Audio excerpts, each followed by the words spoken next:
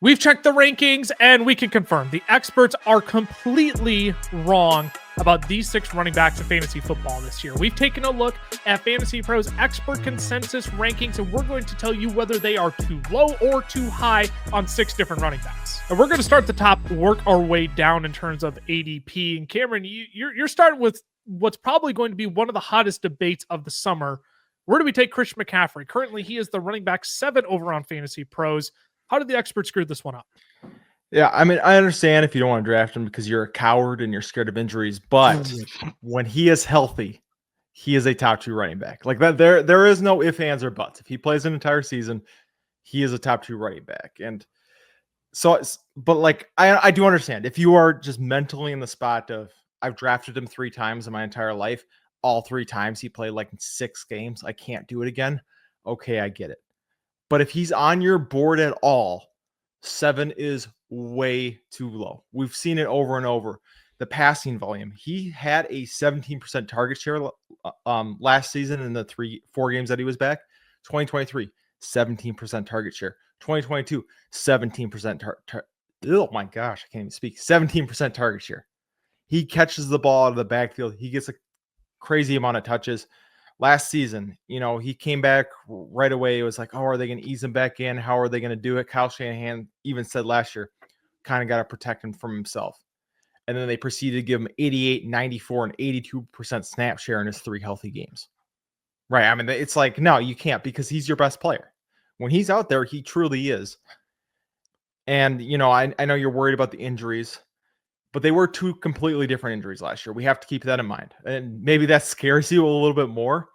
But the tendonitis in his Achilles, George Kittle had the same thing. He played completely healthy last year. Kittle had it the season before McCaffrey did. McCaffrey came back, wasn't bothered by it, he said, but then strained his MCL, which I think part of it was he just didn't have any ramp up period, right? He went from I'm practicing, and then all of a sudden I'm getting 88% of snaps a game. And then the last thing too, that's different in San Francisco this year. No more Devo. I know he was only getting like 35, 40 carries a season, but he had 8 touchdowns in 2022, 2023 on the ground, right? You just are subtracting those. Those are just more that CMC can get. We know this team likes to run. Shanahan showed it last year. We're going to feed this guy the ball when he's on the field. We're not going to stop throwing it to him. And with how ambiguous that wide receiver room is right now, if anything, we could probably see a bigger target share for CMC as they kind of figure out the pecking order getting on into the year. Yeah, I'm going to take numbers out of this because to me, this isn't about numbers for Christian McCaffrey because we know how freaking good he is. Yep. Let's just evaluate the offenses of the 2 guys ahead of him. If you're watching over on YouTube, it's Ashton Genty and Devon Achane. Which is the best offense of those 3, being Miami, the Raiders, and the 49ers? It's the 49ers for me. 49ers. Miami, I think you can make a case all healthy, but I'm still probably going to go 49ers. I would agree with you. Right. It's okay. So let's take Ashton Genty out of the equation because the Raiders are they got some ways to go before they're a competent. I don't want to be too harsh, but until they're on the same level as a 49ers, right? So let's look at Christian McCaffrey, Devon Achane. Like, are we not talking about 2 guys who have the same concerns? And have we not seen one guy finish as the RB1 overall or the RB2 overall, right? Like, to me, he should at least be the running back 5. Yeah. So I'm with you. I get if you want to go Saquon, Bijan, Jahmyr Gibbs, and I consider Christian McCaffrey great. If you want to push McCaffrey up ahead of Gibbs, great. I get it. I'm with you. 7's too low here. What about you, Ty? When Kyle Shanahan comes out and says that Christian McCaffrey is as healthy as can be, like, should that not erase any kind of doubt for what you have going into the year? Like, that should wipe the slate clean. Oh, you're muted. Kyle Shanahan hasn't been the most trustworthy guy in years past.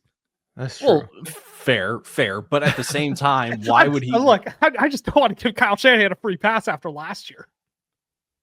He did tell us that he was going to be fine, and then he did. He did. And then but as long went out and got 28 carries week 1. To be fair, as long as he says he's fine, and then we see him actually practice, If he says he's fine Check. again and he doesn't practice, then we should be concerned. But if he's actually practicing and out there participating, then yes, then I would agree with you. Yeah. But and the other thing I'd add too is, like, you talked about the guys ahead of him, Saquon and Derrick Henry. Like, Saquon's 28 this year, Derrick Henry's 31, both coming off seasons with over 350 or 340 touches. Right? I mean, it's not like they don't have any wear and tear coming into this year. Jahmyr Gibbs, there's a question mark there with no Ben Johnson still in the split backfield. Bijan's probably the only one you can't really, find something to nitpick about when you get up there. Just because it's, we saw what the Falcons were last year. We know he's going to get his touches. So yeah, there are just a lot of question marks about everybody in front of him. So it's not like he's the only guy on this list that you're like, ooh, can we trust him? No, 100%. Let us know where you'll be drafting Chris McCaffery this year in the comments. And if you haven't subscribed to our channel already, make sure you do that. We are getting into the thick of redraft season content. So if you haven't subscribed yet, make sure you do turn on the notification bell as well, so you know when all of our newest videos are up. I promise. If you're a fan of fantasy football, you're going to love our channel. We love fantasy football just as much as you do. We care about beating each other in our own leagues just as much as you care about beating your friends. So hop along for the ride. Make sure you hit that subscribe button. Ty, will kick it to you. A favorite player of mine in fantasy football drafts. I think you and I are going to agree on this one, unless if you absolutely surprise me. Tell us about James Conner, the Arizona Cardinals. How'd the experts get this one wrong? Well, as you can see, he's currently ranked as their running back 19, and we're talking about the running back 14 in points per game last year. So you could just look at that and just say, well, that's a value then in itself. But we're talking about a guy that was top 12 in rushing yards and receptions last year. Hello. He was 11th of all running backs with 50 or more carries and yards after contact per attempt. He was second of all running backs with 50 or more carries and missed tackles forced per attempt. Like, this guy didn't really show signs of slowing down from an efficiency standpoint. And in 12 games with double-digit carries last year, he averaged 17.8 points per game, nearly 5 yards a carry and 8 touchdowns, including a 3-week stretch where he was running back 2 in points per game, averaging nearly 24.5 points per game. This feels like we're lowering him, or that we're trying to anticipate something. And it's we're trying to get ahead of the curve in some ways. It's that he's 30 and there may be a fall off because 30 is kind of the dreaded age for a running back. But I do need to just say, if he does fall off, what else is the team going to do? Trey Benson looked way behind the curve last year. Like, dude could only get on the fields every now and then. It was Amari DeMercado. Right. And I'm sorry, you're not going to give DeMercado more work in favor of Conner. That's not how that hierarchy works. That's not the way that it will work. You may have injury concerns, which is fair because he's never played a full season before. But over the last 4 years, the guy has been a top 15 running back in points per game with the injuries. So yes, it does stink that he may miss a total of 3-4 games. But if you're going to get a top 15 running back, on an average per week, I feel like that's a pretty good trade-off. Or it's the fact that he has a Kyler Murray problem. And I use that lightly, that he has a rushing quarterback in his offense. 40 of Kyler's 78 rushing attempts last year were scrambles. So yes, Kyler is a rushing quarterback, but he's not a Josh Allen or a Lamar Jackson type rusher, and he doesn't eat into his work. So again, at the running back 19, if the price is baking in the fact that he will miss time and on the field production, like I said, is top 15, it's undervaluing a very, very solid piece in fantasy. Yeah, that's exactly what it is on James Conner. People are just going to be concerned about the injuries at all times. I don't blame him, right? Like, last year was the first time he had played a full season, and I don't want to spew false information, so I'm going to make sure I get the number right. First time he's played a full season. Well, he played 16 games last year, so he didn't quite play a full season, but 13 games in 23, 13 games in 2022, 15, 13, 10, 13, 14. So basically, he's never played a full season. So I get it. That's why people want to bake it in. At the same time, though, I mean, he running back 19. Look, if James Conner does pull off a fully healthy season, in my projections right now, I have him outscoring James Cook in PPR formats. So I'm still bullish on James Conner because I still think he has it in him. The team gave him another contract, albeit not a long-term extension per se, but why not run the wheels off of James Conner while he's healthy and while he's been very clearly the best running back for your team. Before you chime in, Cameron, I want to correct myself. I want to make sure we give Michael Carter some credit too. Actually, more rush attempts than Amari DeMarcado last year for the Arizona Cardinals. So, those splits were fascinating. You had James Conner who had 236 attempts. Trey Benson had 63. Michael Carter with 35. Amari DeMarcado with 24. Cameron, where are you at on James Conner? Again, he's been a favorite of ours in the past, but to me, running back 19, I think factors in enough of the injury, but yet I also know I could be getting the running back 12 overall too. Yeah. We talked about it when we did our Keep Trade Cut episode last week. He to me feels like Derrick Henry light for fantasy. Same thing with Henry. It's like, this is the year he falls off the wagon. This is the year he can't do it. And then, Derrick Henry, 31, going to be 32 of oh no, he's going to do it again. James Conner's the same thing. Every year we're like, you can't trust Conner this year. He's going to break down. He can't do it. When you look at over the last 4 years, Saquon Barkley has played one more game than him in the last 4 years. Jonathan Taylor has missed more games than James Conner over the last 4 years. Josh Jacobs has played 3 more games than Conner over the last 4 years, right? We're kind of blowing the injury thing out of perspective because he is always on the injury report. I'll give you that. It is, you always see a James Conner questionable with a shoulder injury for 9 weeks in a row, and then maybe he misses one.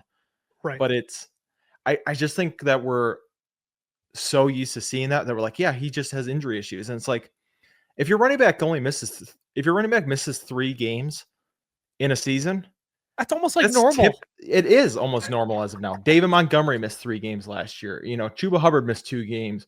Alvin Kamara missed 3. Jonathan Taylor missed 3. Joe Mixon missed 3. Kyron missed a game. And so it's just people are missing games at the running back position. You're just got to live with that. You're just hoping that it's not during playoff time. Right? Because if it's any other time and he's giving you 15 fantasy points per game, you're I can kind of live with that. Yeah. You want to know who's been healthy during playoff time the last 2 years and who's been a league winner for you the last 2 years? It's been James Conner.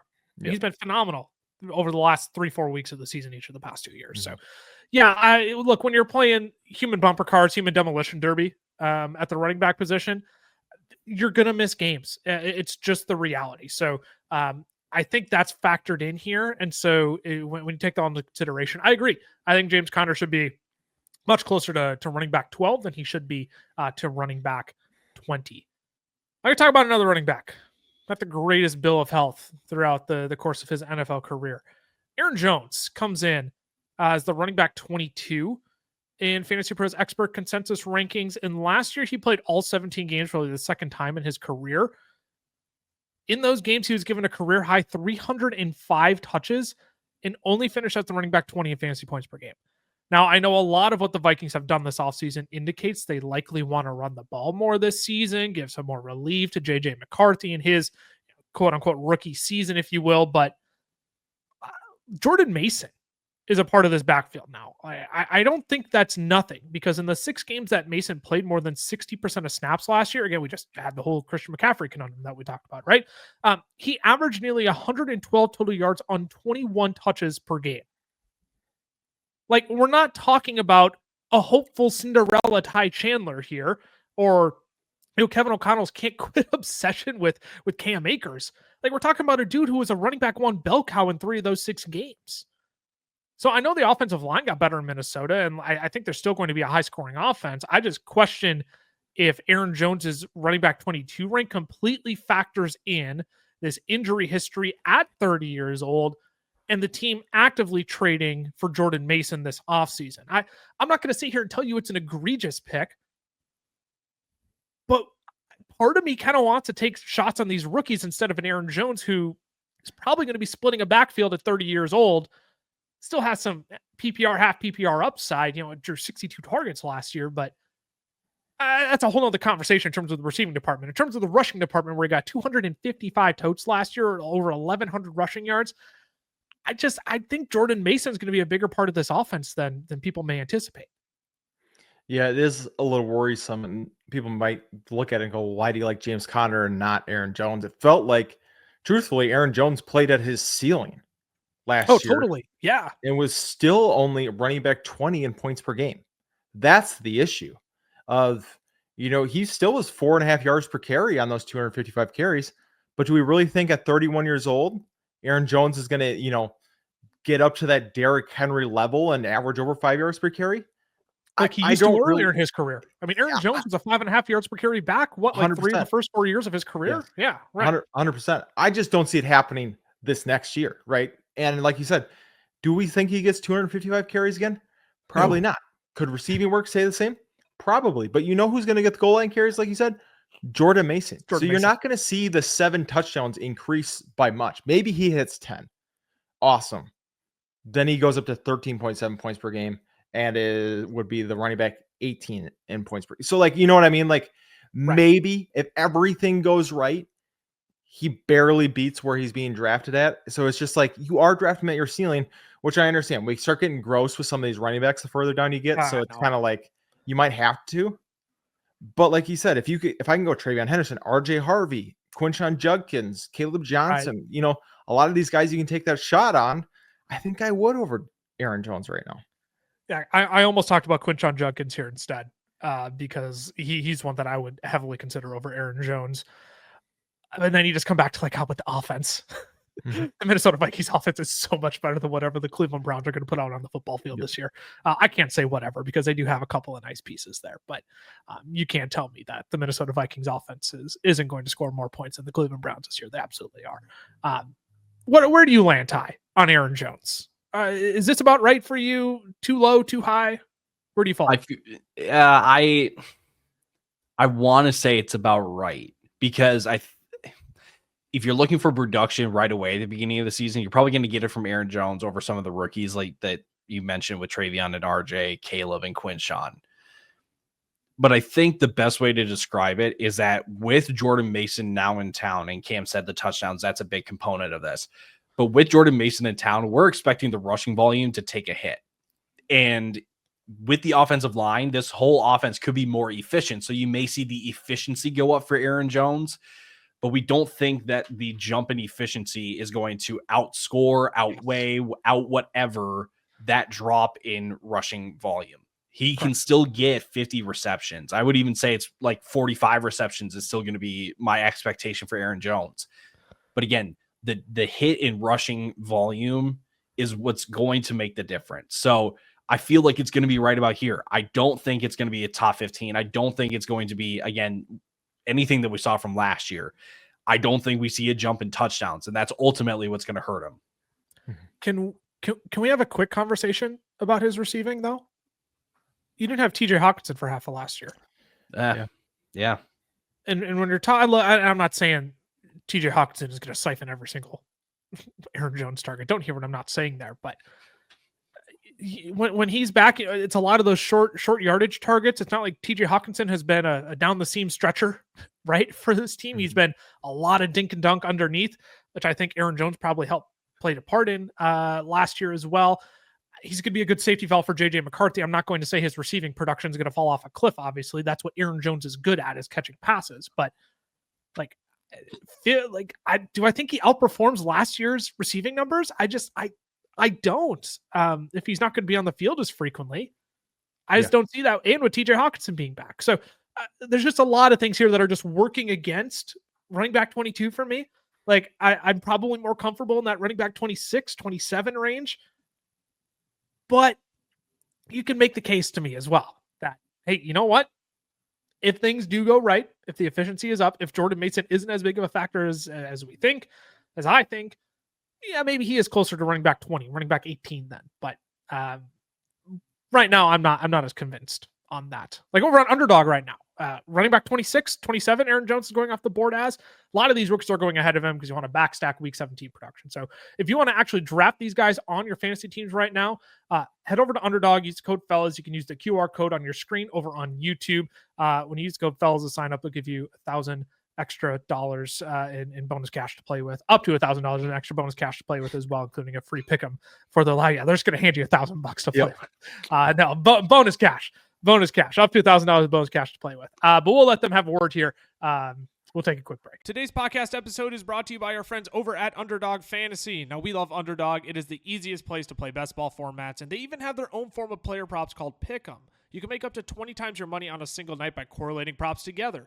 2 picks will triple your money, 3 will 6 times it, 4 will 10 times it, and 5 plays that all hit will multiply your entry by 20. You can even place insurance on your picks too, so if only 4 of your 5 props hit, you still get 10 times your entry. And if you use our code FELLAS when signing up, Underdog is going to double your first deposit up to $100.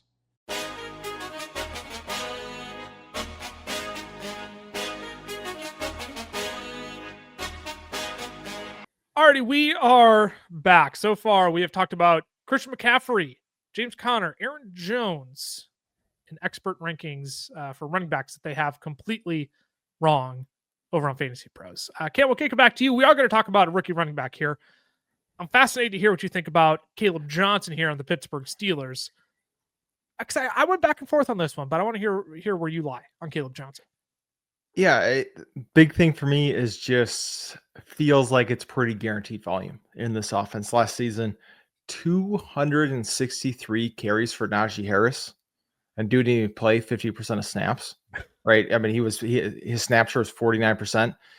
Arthur Smith is sizest. He gives the ball to big running backs.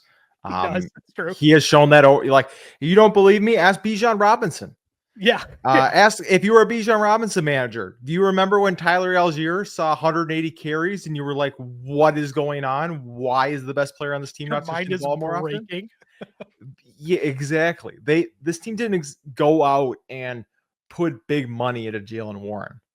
No. They pretty much said, we're going to give you the lowest tender offer we possibly can, where we feel like another team isn't going to swoop in and take it, so we can have you for another year.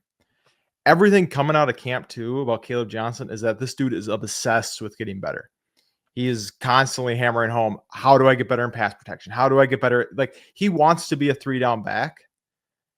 And I really think if Arthur Smith has his way, he's going to be as close to it as possible because he wants the big back out there. He had a fantastic junior year as well, right? I mean, I think it was 1,500 rushing yards, 21 rushing touchdowns. Yep. Do I think he gets 21 rushing touchdowns on the Steelers team? Absolutely not. I think he'll be lucky to hit double digits. You know, and you look at Najee last year, wasn't fantastic. But Najee was the running back 26 in points per game. And Najee, I wouldn't call him efficient. I wouldn't call him above average, right? And I think those words at all to describe exactly, exactly. And I think Kaleb Johnson is a big improvement off that.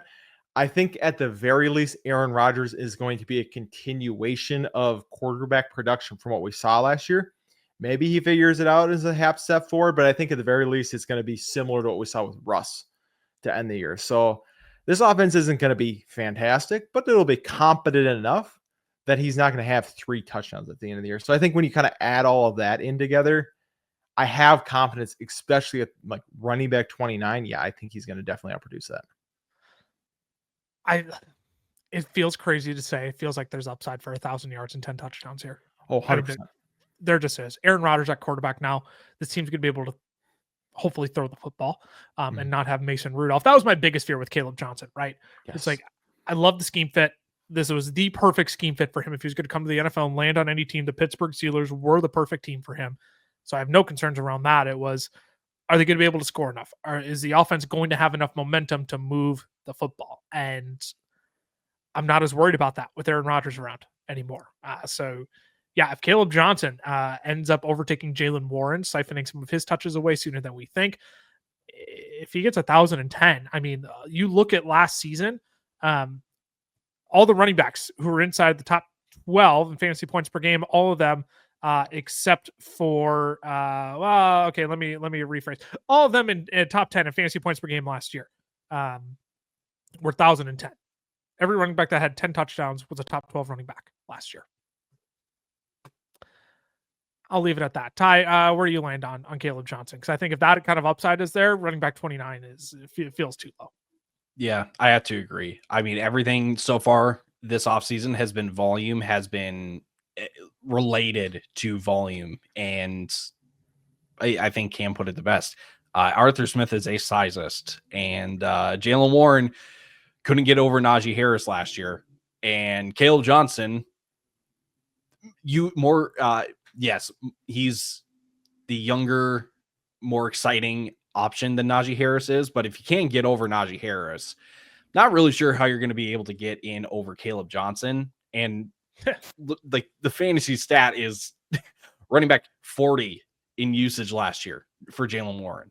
So I don't think the team is all of a sudden just going to go, yeah, Jalen Warren, like you're going to be the guy right out of the gate. It's not going to happen. So I definitely think Kaleb Johnson can be the running back that hits the ground running the quickest out of like the group of them here in the consensus rankings. Mm-hmm. And it wouldn't surprise me if he's finishing closer to 20, maybe even 15. Dare I say 15? If you're going to give her 1,000 and 10 touchdowns and with some receiving work on top of it. So let me go back and refine. I'll let you chime in again then, Cameron. Let me go back and refine my parameters. So I said every running back who had 10 touchdowns was a top 10 running back last year. That's not true. Every running back that had 10 touchdowns was a top 13 running back in fantasy points per game. That's the correct stat. That's what I was trying to spit out, and I couldn't crunch my numbers right in time. Every running back that had 10 touchdowns last year was at least the running back 13 or better in fantasy points per game. Yeah. If that's the kind of upside we're talking about here at running back 29, like I don't think that's otherworldly in an offense that's going to want to run the football under Arthur Smith. Well, exactly. I mean, they're not going to. That's what the Steelers do is they run the ball and play defense. They're not going to all of a sudden shift just because they have Aaron Rodgers in town. They saw the Jets try to do that last year, and it didn't exactly work. So I don't think that's they're going to go 41-year-old Rodgers. Let's change our entire identity around him. I don't think that's the way Pittsburgh quite works. So yeah, I mean it does feel like guaranteed volume unless something crazy happens, but I don't think so. And like you said, Ty, outside of Genty, he's probably got maybe the clearest path to volume right away. I mean, maybe RJ Harvey if J.K. Dobbins doesn't end up signing there. Yeah. But yeah, I think he could be hit the ground week one and we could just see Najee-esque volume rest of the season. And look, if we can even get a Najee season last year, I mean, he already finished 2 spots better in fantasy points per game than his running back 29 rank here. So that's also to say Kaleb Johnson needs to get about 50 targets to fall his way as well. I don't know if that's going to happen, but if he can score more than 6 touchdowns and be far more efficient than 263 carries for barely over 1,000 yards, we're in business here with Kaleb Johnson. We'll pivot here because I think we'll talk a lot about Kaleb Johnson more this offseason. I think the more once I finalize my stats for the draft guide coming out July 1st, which will be $10. You get all of our projections, individual team pages of offensive coordinators, offensive schemes, different stats and tidbit. There's so much in that draft guide that you're going to get for $10. I think I'm going to really fall in love with Kaleb Johnson. I think I'm going to have him ranked higher than I expect. Alrighty, Ty, we'll kick it to you now. We'll move off Kaleb Johnson here. Your next running back has been a very hot name recently. I see him all over Twitter. Oh yeah. Okay. I'll read every Twitter thread and you'll find this guy's name in it. I guarantee it. You will find this dude in every Twitter thread. DeAndre Swift. He has somehow gone. I'm already making you regret this decision. He has gone. I tweeted this out this morning. He has gone from Ben Johnson hates him. This dude is probably the worst value in drafts to all of a sudden now, again, in every Twitter thread I read, best running back value in drafts right now at running back 27. He's running back 24 in Fantasy Pros expert consensus rankings. I'll let you have your word. And Cameron and I can chime in afterwards. Well, yeah, it's not really a good start to be talking about the Twitter thread bros' favorite value. Hey, they're grinding. I respect it. I think we're swinging I'll hold my thoughts. Go ahead. So running back 24 in ECR right now. And we need to take the bird's eye view of this for DeAndre Swift. And this will sound exactly like the Twitter thread bro. So I apologize. Ben Johnson's now the head coach and play caller. Offensive line is shored up with Drew Dahlman and Jonah Jackson and Joe Thuney. No added competition. And some people will look at Swift's efficiency last year and they'll go like, oh, I don't want anything to do with that. The dude stunk last year. Well, context is important because you're going from arguably the worst in Shane Waldron and Thomas Brown to one of the best in Ben Johnson. But just taking a look at explosive run rate, yards after contact per attempt, missed tackles forced, and yards per touch with Ben Johnson and without. In 2022 with Ben Johnson, DeAndre Swift was top 10 in all of those stats. And so in his first year then without Ben Johnson, he was outside the top 28 in yards after contact per attempt, missed tackles forced per attempt, and yards per touch. He was top 20 in explosive run rate, but he was also 12th in yards before contact per attempt. So I'm going to give more credit to the Philly O-line than I am to DeAndre Swift on that one. In this past year, he was outside the top 32. And again, in a Shane Waldron, Thomas Brown pigsty dysfunction of an offense. He's better with Ben Johnson than without. It's just kind of objectively true. He's better with Ben Johnson than without. And I think we need to remember, I don't think the team was going to move off of DeAndre Swift until they found a better player than him in Jahmyr Gibbs. If you guys remember, on draft day, when the Lions took Jahmyr Gibbs, DeAndre Swift was still on the roster. Had they not gotten Gibbs, I think they would have been okay with DeAndre Swift. Now, he was going into a contract year, so then there's that element of it as well.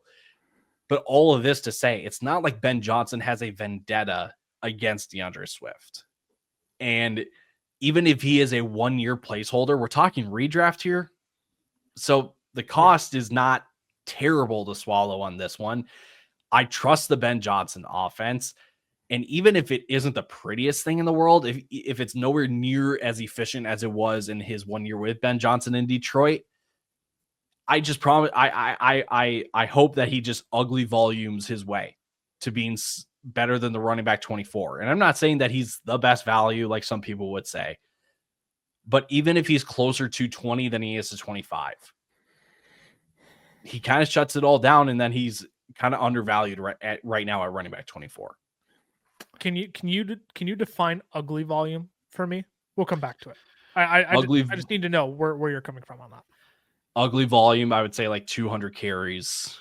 Oh, and that's fine. Just from a carries perspective, that's all I'm curious about. Yeah. I mean, because his yards per carry, 4.6 in Philly, but 3.8 last year. So even if it's like 4 yards a carry at 200 carries, he's pushing 900 yards, 800 yards. So again, it's not going to look pretty, but he'll still get touches. Revamped offensive line too in Chicago. I mean, let's not forget that with Ben Johnson too. So yeah, I mean, there's plenty of room for upside here. I don't disagree with that in any capacity. Cameron, I'll let you chime in because I'm going to hold my thoughts for my player, which may be kind of spoiled. I wonder who it could be. But yeah, no, Swift, I think the biggest thing actually from last year as a Swift is that he's dispelled the thought that he can't handle a full workload. 229 and 256 carries the last 2 seasons. Now, obviously, like you guys said, wasn't crazy efficient. The one thing that keeps me excited is we saw 52 targets from him last year.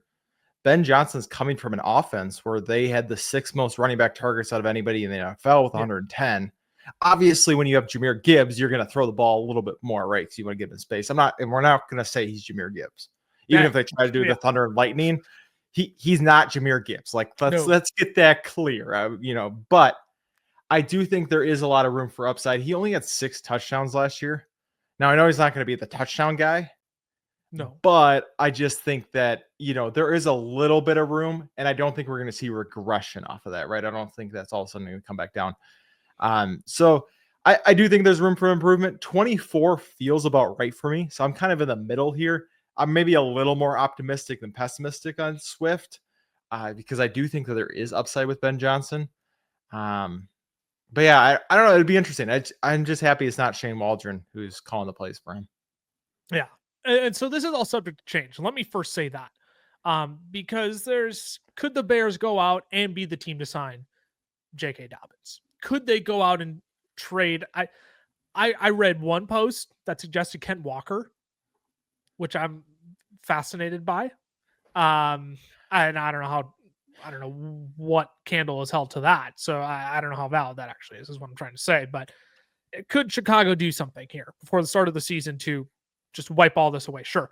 But that's also why I'm looking at Roschon Johnson as free right now at running back 56. You want to talk about a guy who's going to get volume in an offense like behind a running back one who hasn't been great, who Ben Johnson hasn't used as a bell cow before, who got out touched by Jamal Williams back in 2022. I'm just pointing it out. I think Roschon Johnson is going to get some run this year. I'm not going to sit here and tell you league winner Roschon Johnson. Heck no, I'm not doing that. But you look at how Ben Johnson deployed his running backs when he was the offensive coordinator with the Detroit Lions, 2022 to 2024. Neither Gibbs nor David Montgomery had a team rush attempt share above 47% last year. Back in 2023, David Montgomery was at 53%. Jahmyr Gibbs was at 40.6. Now, Jahmyr Gibbs rookie season, right? You can kind of wash that out there. You can call that probably close to 47 like it was last year. 2022, I had mentioned Jamal Williams, 54.6, DeAndre Swift, 24.6. I know DeAndre Swift didn't play a fully healthy season that year. All I'm trying to say is that Ben Johnson has not deployed a bell cow system. He's barely willing to commit 50% of touches, 50% of rush attempts, to a single running back. So I can't sit here and tell you DeAndre Swift is going to be in a 60-40 timeshare. I think best case scenario might be 55-45 with the rest of the field. And so how much of that is going to go to Roschon Johnson? I'm not going to sit here and tell you Roschon Johnson is David Montgomery, just like I'm not going to sit here and tell you DeAndre Swift is Jahmyr Gibbs. I'm not drawing that comparison at all. But when I look at how Ben Johnson deploys his running backs, like I truly don't think it's unreasonable to think that Roschon Johnson gets 30% of carries this year. And that's assuming they don't bring somebody in. I want to go up to 35, but like I got to be real. This is Roschon Johnson we're talking about here. Look, Swift is going to be the Lightning. You talked about it, Ty. Roschon Johnson's the Thunder. If we're going to draw that comparison, I just think Swift is not the guy who's going to get 60-70% of touches. I just don't believe that because that's not how Ben Johnson has operated when he's been the offense coordinator for the Detroit Lions. That's just not how it's worked. So Roschon Johnson, I think, has plenty of run. Looking at him at 56, I don't understand why he's not in the same range as like a Ray Davis, a Tyler Algier, Rico Dowdle, even. Chuba Hubbard is going a few spots ahead of DeAndre Swift. Rico Dowdle is miles ahead of Roschon Johnson. And I think Chuba's going to out-touch DeAndre Swift. That's all I'm saying. Roschon Johnson feels free here. I feel like based on how Ben Johnson has used his running backs, he's going to be a guy who gets some run. My only concern is that Roschon Johnson sucks. Yeah, that really is what it is. That's the counter argument to this. That's the counter argument. Yeah, I mean, Kyle Monongai? Yeah, there it is. All right. I knew I was going to butcher it. Monongai. Yeah, that's exactly what's going to come out. Has been getting a lot of smoke coming out of camp. Obviously it's a 7th round pick. Obviously it's June. Obviously, like I'm not saying that I think he's the second best player. My concern though is that Roschon Johnson is closer to him than he is to DeAndre Swift. Wow. That just from what we've seen. So that's my little bit of a worry is I've drafted Roschon like I believe what you're saying, Lucas. But in the back of my head, I'm saying to myself, best 17th round underdog right now. Best 17th round. But he could just not be good at all. And yes, we are talking about Ben Johnson a year from now, kind of like we were with Matt LaFleur, where we're like, oh yeah, he always uses 2 running back sets. Marshawn Lloyd is going to factor it. Obviously, Lloyd got hurt, and there was just Josh Jacobs. So Swift is not Jacobs, but it might just be. I was going to say, let's be careful with that one too. Yep, but it might just be the other 2 just aren't good enough to get that. That's my only concern. But I do understand. Like I see both sides. I'm just worried about the talent of Roschon Johnson. Go ahead, Ty. You know who's a free agent right now? Not Nicholas Jamal Chubb. Clyde Edwards-Helaire. No, Clyde. Who's Clyde with? Clyde is with the team. He's with the Saints. He is with the Saints, yeah. Chase Edmonds. Deonta Foreman. Cam Akers. Just dudes naming guys right now. No. Jamal Williams. Ooh. That would be so gross. Because who just got signed today? Just who got signed diabolical. today? Well, Nick was Chubb. Nicholas Jamal Chubb, yeah, right, with the Houston Texans. J.K. Dobbins, probably the next like best available guy. Hasn't signed anywhere, but Denver's interested in him. Denver's the big rumor. So wouldn't be surprised if we bring in another guy. That would be diabolical if he had those two back on a team. Well, if he had those two, but here's the cherry on top. DeAndre Swift was the running back 18 in points per game in 2022 with Jamal Williams. Oh, so Ty's hoping for it. Ty's pulling for it. Give me what is he? Oh, what's the Sunday Night Football intro? Do we let that go because we thought Jamal Williams was never going to be a thing anymore? Oh yeah, where is he at? No, I got. Hold on, I got him here. Where did it go? Leader of the hidden village of the den. Oh, that guy needs to get to Chicago right now. Are you going to bet on Jamal Williams at 30 years old? Who could Kendre Miller, dog? Hey, Kendre Miller's good. Dennis Allen just hated him. All right. I mean, wasn't his fault.